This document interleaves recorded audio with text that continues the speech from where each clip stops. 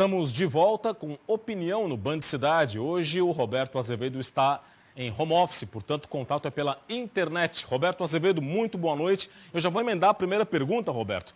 O presidente do Tribunal Especial de Julgamento, o desembargador Ricardo Ressler, determinou que a análise do segundo processo de impeachment vai ser toda feita em sessão remota na próxima sexta-feira. É isso? Exatamente, Rodrigo. Boa noite para você, boa noite para quem nos assiste. Uma decisão sensata em razão do avanço da Covid-19. Só lá na área contígua ao plenário, na diretoria de imprensa da Assembleia, há 4 casos de Covid-19 registrados, fora os demais. A Assembleia está praticamente sitiada. Entra lá dentro somente quem vai trabalhar, assim mesmo com redução de assessores de deputados em gabinete, funcionários também em sistema de rodízio e até mesmo só 50%, 20 deputados podem ficar em plenário. Então seria uma temeridade fazer qualquer tipo de julgamento público com toda essa gente movimentando, inclusive com a presença da imprensa. Quanto ao resultado do julgamento, cabe aos 10 julgadores, mas os fatos mostram um quadro bastante favorável ao governador Carlos Moisés. Mas quando a gente fala de política ou de julgamento, às vezes se queima a língua, né? Pois é. Mudando de assunto agora, Roberto, amanhã o presidente Jair Bolsonaro deve se reunir com os governadores, também os chefes dos poderes judiciário e legislativo das duas casas, né, Câmara e Senado, para tratar de medidas contra a Covid. Dá para esperar alguma coisa de positivo desse encontro? Eu vou dar um bastidor do encontro para vocês terem uma ideia de como funciona a cabeça do presidente Bolsonaro. Até esse momento, nem a hora desse encontro está marcada. Funcionam assim as coisas em Brasília. É de uma hora para outra. Os governadores estão indo para lá, inclusive Carlos Moisés de Santa Catarina, que é do PSL, mas não sabe a hora que esse encontro do presidente da República com os chefes dos outros poderes, do STF e do Congresso, vai ocorrer. Enquanto isso, o governador também tem amarrado outras audiências. Vai no Ministério da Saúde, porque o grande assunto dessa reunião é Covid e é vacinação. Dito isso, um grande abraço e até amanhã. Até amanhã, Roberto, com mais análise aqui no Band Cidade. Agora o assunto é a violência. Uma discussão por causa do uso da máscara terminou com o assassinato de um comerciante. O crime ocorreu no litoral norte do estado. Daniel Pereira dos Santos, comerciante de 24 anos, foi morto a tiros em frente a esta mercearia em que ele trabalhava com o pai na cidade de Itapema, no litoral norte catarinense. O crime ocorreu na noite dessa segunda-feira, após uma discussão em que Daniel, filho do dono do estabelecimento, teria pedido para 3 homens colocarem máscaras ao entrar no local e para evitarem aglomeração. O dono da mercearia e o filho reclamaram do comportamento dos homens que bebiam e se aglomeravam em frente ao estabelecimento. Nesse momento, começou uma discussão. Um dos homens atirou 4 vezes contra o Daniel Pereira, que foi atingido na região do pescoço.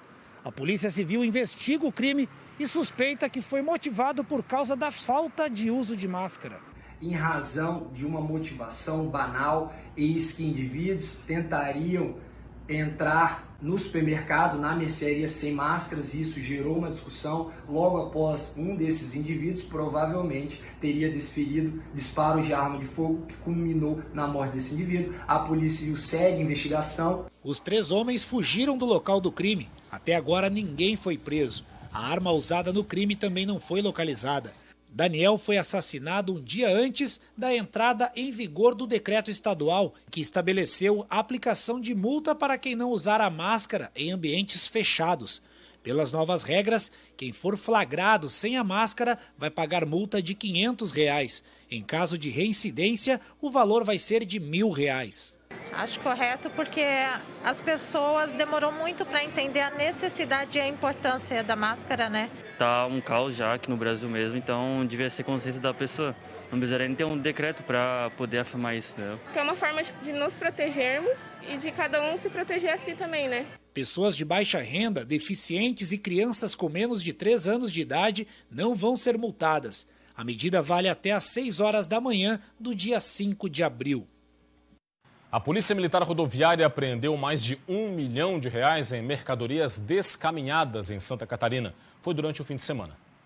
A primeira apreensão foi na SC 489, em São Domingos. Os policiais encontraram cerca de R$120 mil em produtos eletrônicos e celulares. As mercadorias trazidas do Paraguai não tinham o devido desembaraço aduaneiro e o pagamento de impostos. Já na cidade paranaense de Santo Antônio do Sudoeste, os policiais militares catarinenses e paranaenses apreenderam uma carreta e uma picape no quilômetro 120 da BR-163. Dentro estavam 460 caixas de vinho, com mais de 2.800 garrafas. As mercadorias foram levadas para a Receita Federal.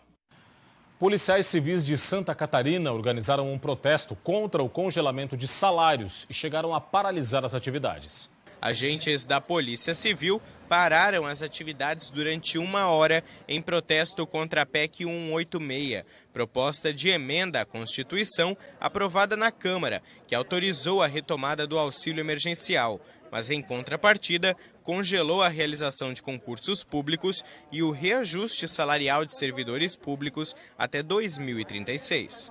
Ela vem para desestruturar a nossa carreira, ela vem coibindo as promoções, as licenças prêmios e até certo ponto, como está sendo aprovada, com os gatilhos que elas podem ser aplicados, alguns estados, as forças policiais podem ficar até 15 anos sem qualquer tipo de reajuste salarial. Apesar da paralisação dos agentes, o atendimento aqui na Delegacia Regional de Rio do Sul não chegou a ser interrompido.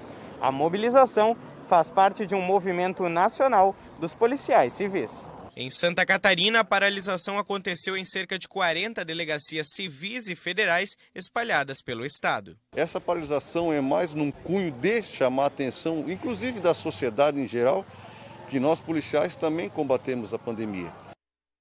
No norte do estado, uma operação da Polícia Militar apreendeu um verdadeiro arsenal pertencente ao crime organizado. Pelo menos 3 pessoas foram presas. Foram apreendidos 2 pistolas, 12 armas longas, 2 drones, carregadores de diversos calibres, capas de colete, supressor de ruídos, 2 lunetas, meio quilo de maconha, uma prensa hidráulica e iniciadores explosivos, além de munição. O material foi apreendido no interior da cidade de Garuva, local em que os policiais prenderam 3 envolvidos. De acordo com a Polícia Militar, o arsenal pertence a uma organização criminosa que atua no litoral norte do estado. Áreas de instabilidade associadas à circulação marítima podem trazer chuva para a faixa litorânea do estado nesta quarta-feira. Confira agora os detalhes na previsão do tempo.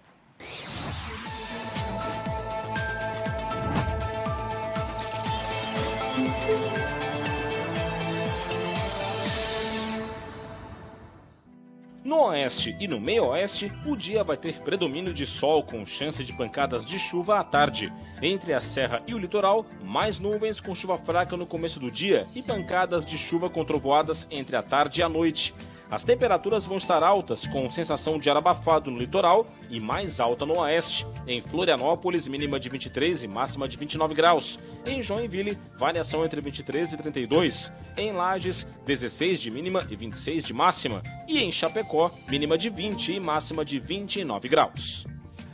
A seguir no Band Cidade, no aniversário de Florianópolis, nossos repórteres vão às ruas para saber quais os lugares que as pessoas mais gostam na capital de todos os catarinenses. Já voltamos.